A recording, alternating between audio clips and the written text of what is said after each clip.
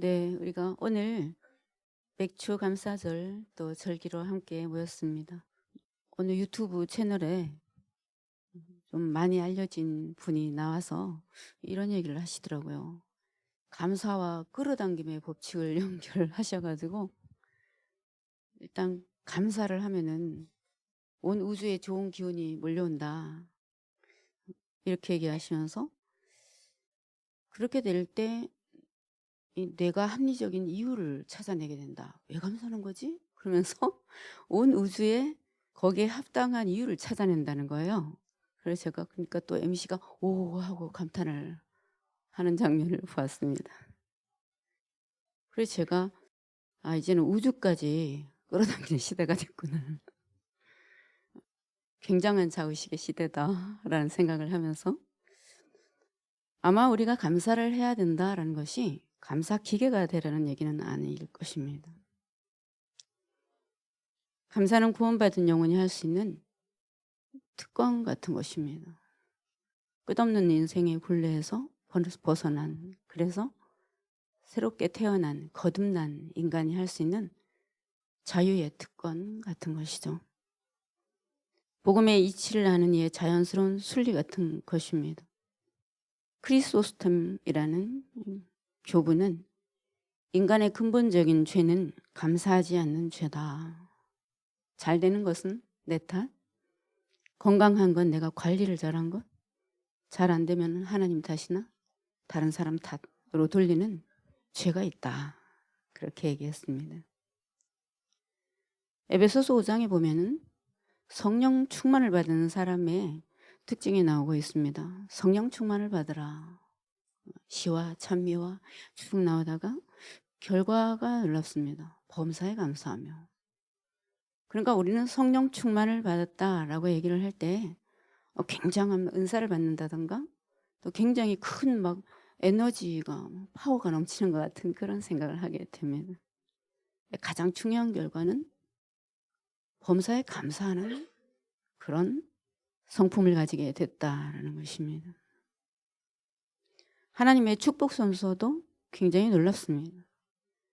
에레미야서 30장 19절 보니까 바벨론 포로 시기에서 벗어난 이스라엘 백성들의 현상이 나오고 있습니다. 하나님께서 주시는 축복을 나열을 했는데 순서가 예를 들면은 너희들을 풍요케 하고 모든 일에 좋은 일이 있을 것이고 성취가 있을 것이다. 그래서 이제 너네들은 노래할 수 있게 되고 감사하게 될 거다. 이렇게 말씀하시는 줄 알았는데 순서가 반대더라고요.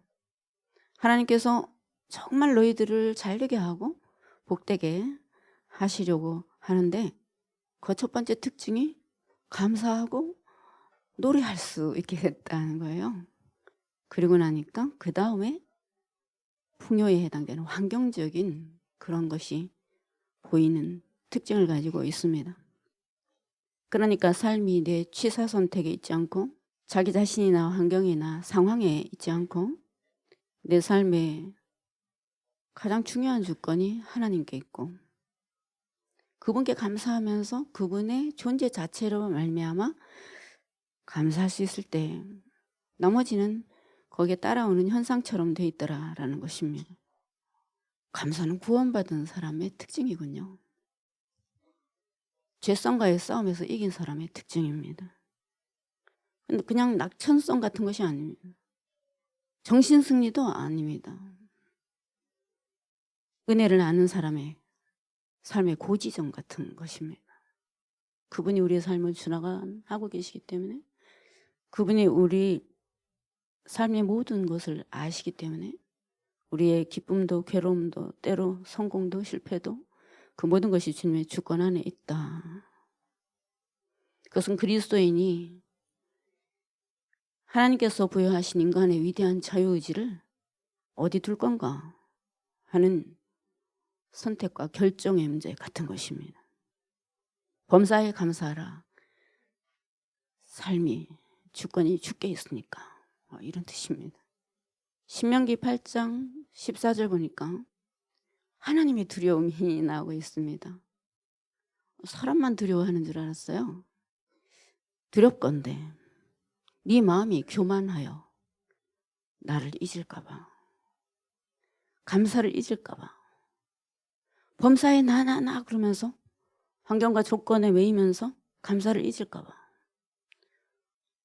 조울이 왔다 갔다 하면서 기뻤다가 슬펐다가 좌절했다가 광기가 있도록 막 치솟아 올랐다가 허무했다가 그렇게 하면서 평화의 고향을 잊을까 봐,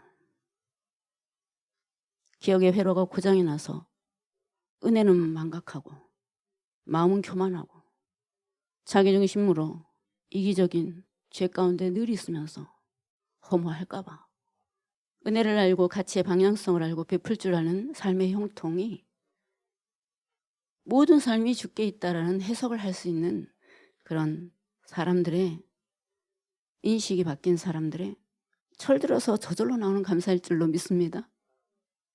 우리의 삶의 상대는 환경이 아니고 시선이 아니고 성취도 아니고 우리의 아버지 되시는 하나님, 그분이 살아계심을, 우리를 살피시고 계심을, 우리의 모든 삶이 기쁨과 고난이 삶이 서로 얽히고 설켜져서 마침내 여호와께 영광이 되는 그것에 감사를 할 줄은 우리 모두 되시기를 축복합니다. 그동안에 하나님은 선하시고 인자하셔서 우리가 때로 감사할 수 없을 것 같은 그런 환경 속에서도 최적의 조건을 찾아내시며 관계를 바꾸시고 새로운 환경으로 만들어냈을 줄로 믿습니다. 비로소 감사는 환경이나 조건이나 내 욕심이나 그런 것의 충족이 아니고 여호와로 인해서 존재적으로 감사할 수 있는 그런 주권의 싸움이구나. 믿음의 고지전이구나. 그래서 우리가 범사에 감사할 수 있는 것은 우리의 삶에 하나님께서 씨름하시는 그 고난에 대해도 우리를 불러 태우시고 구속하시면서 정화하시는구나. 복받을 그릇 만드시는구나. 때로 답답할 때 갇힌 시선을 자연으로 돌리고 하늘을 바라보면서 별을 쳐다보면서 큰 우주 지으신 하나님 땅에서 시선 떼어서 다시 한번 바라보면서 여호와 나의 주여 갈아놓고 우리의 삶, 우리의 환경, 우리의 조건 모든 것을 갈아놓고 그럼에도 불구하고 주의 이름이 어찌 그리 아름다운지요. 주의 손가락으로 지으신 주의 하늘과 이 세상 돌아가는 만유의 이치와 그 모든 이법이 어떻게 당신의 뜻 안에 있는데 제 삶의 모든 또 자기 삶을 넘어선 인류애를 가지고 주께서 합력하여서 그 모든 선한 것을 이루신다는 것을 믿으면서 비로소 우리는 나 하면서 자기 내러티브를 벗어나는 자유를 얻게 됩니다. 내 삶이 상품이 아니구나, 작품이구나. 하나님의 고유하심이 나를 만들어가는 과정이구나. 그 속에서 우리가 참여와 감사를 올려드릴 때 뇌가 당황스러울 줄로 믿습니다. 정량 법칙에 따라 이건 이래야 되는데 저 사람은 왜 여기서 감사를 찾는 걸까? 뭐 때문에 이 인과적 세계 한가운데서 카르마의 법칙 아래서 살아가는 모든 비극적인 인류가 가지고 있는 그 운명에서 벗어날까? 저 사람은 뭐 때문에 존재의 근원에서 감사할 수 있게 됐을까? 오늘 본문에 나오는 주인공은 베드로입니다. 저자는 사도 요한이죠. 우리가 자기 얘기를 하는 것은 기분이 참 좋습니다. 왜냐하면 저절로 자기중심적으로 되거든요. 그런데 남이 얘기하는, 증언하는 그 이야기는 뭘까요? 껄끄럽지만은 어떤 보다 깊은 이야기의 본질을 사도 요한은 얘기하고 있습니다. 뭔가 어떤 본질이 내 밖에 있다. 우리 밖에 있다. 어떤 타자적인 요소가 우리의 삶에 영향을 끼치고 있다. 초대교회에는 굉장히 많은 이단들이 일어났습니다. 교회들의 대처가 가장 근본적인 복음 위에 서기가 어려웠어요. 왜냐 하면은 흠없음을 주장하면서 우리는 우리의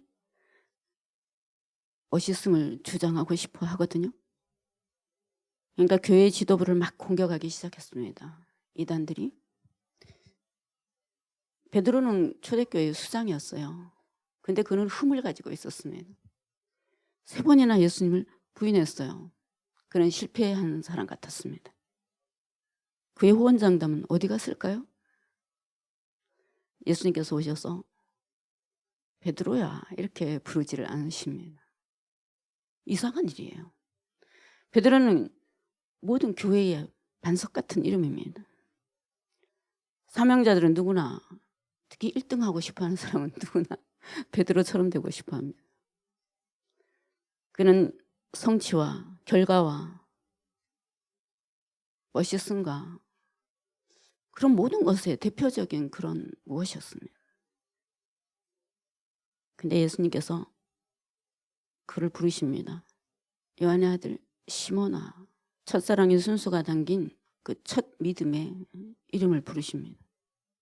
너가 아무것도 아니었던 시절에도, 네가 뭔가 할 수 있었다라고 느끼기 이전에도 나는 너를 너무 잘 알고 있었다. 나는 너 존재를 부른 것이다. 우리의 삶에 아무런 성공이나 실패의 흔적이 없었던 그 시절의 이름, 그리고 그 지난한 모든 과정을 견딜 수 있었던 그 순수한 이름.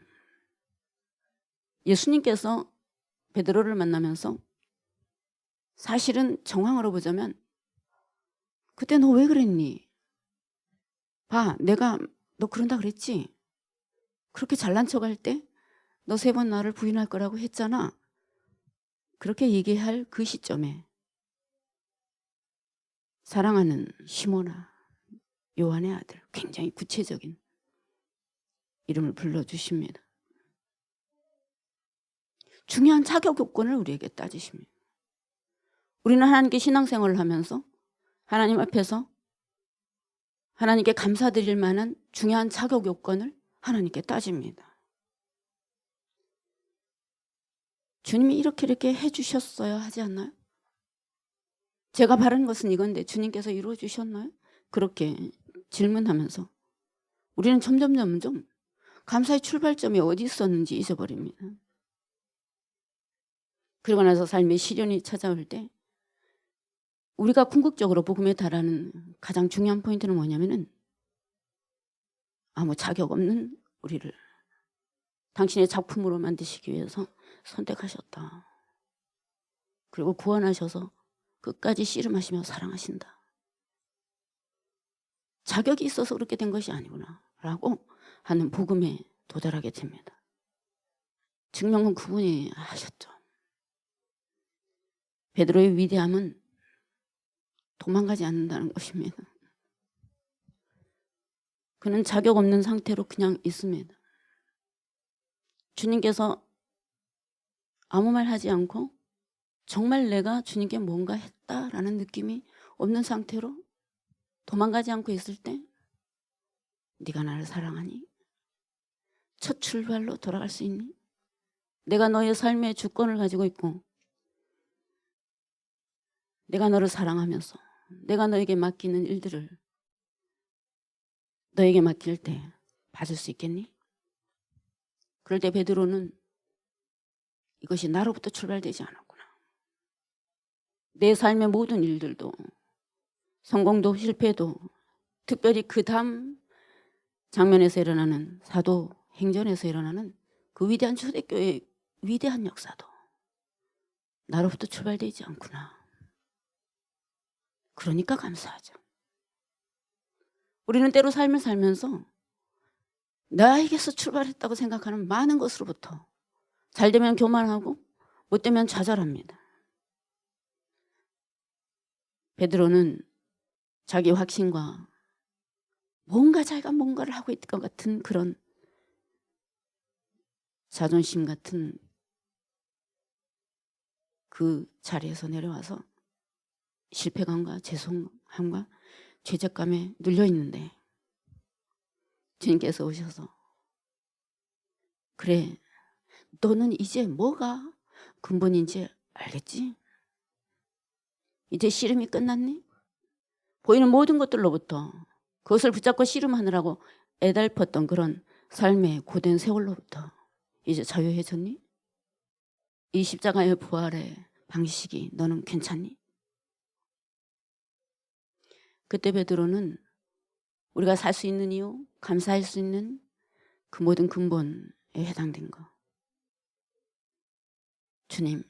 주님께서 모든 것을 아십니다. 그렇게 할 수밖에 없었던 저의 허물도, 과오도, 죄도, 못난 성품도, 두려움도, 죄책감도, 배신도, 도망도.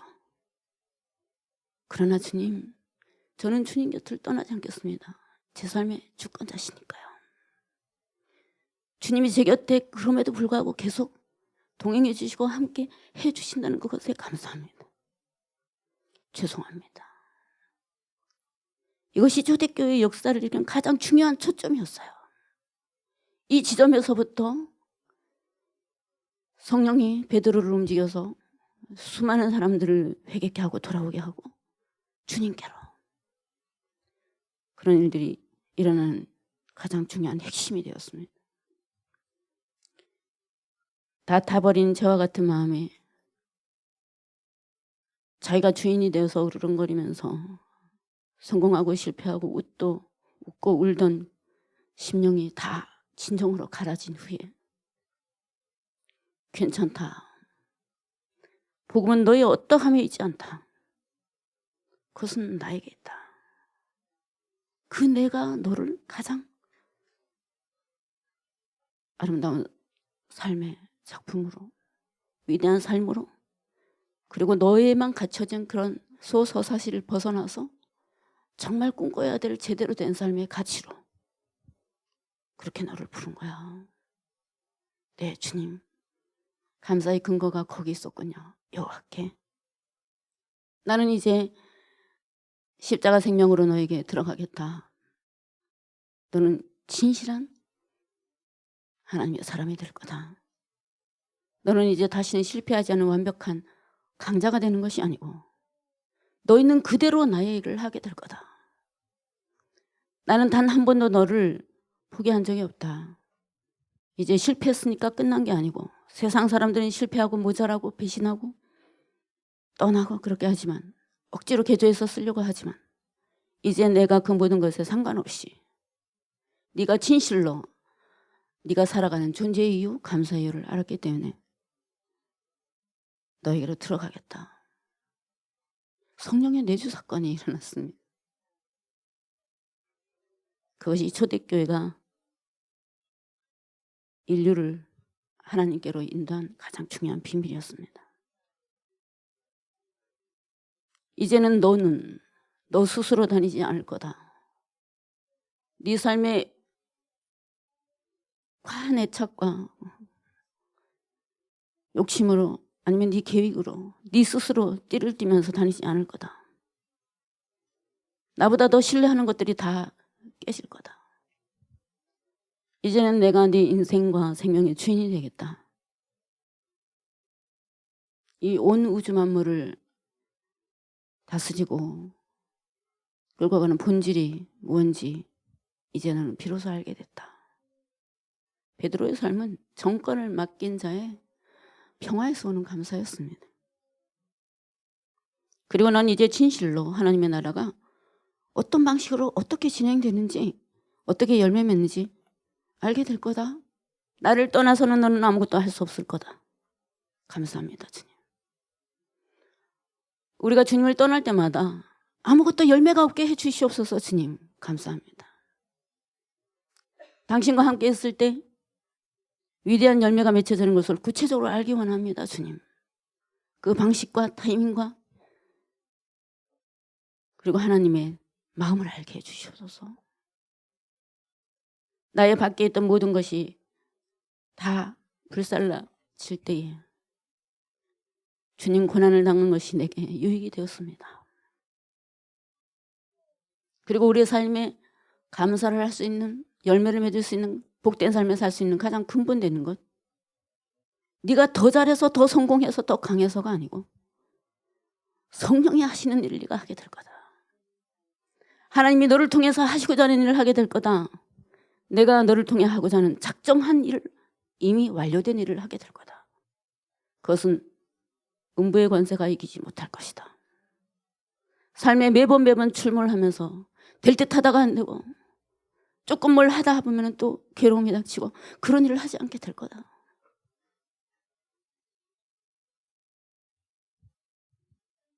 나는 네가 설 수 없는 곳에 있다.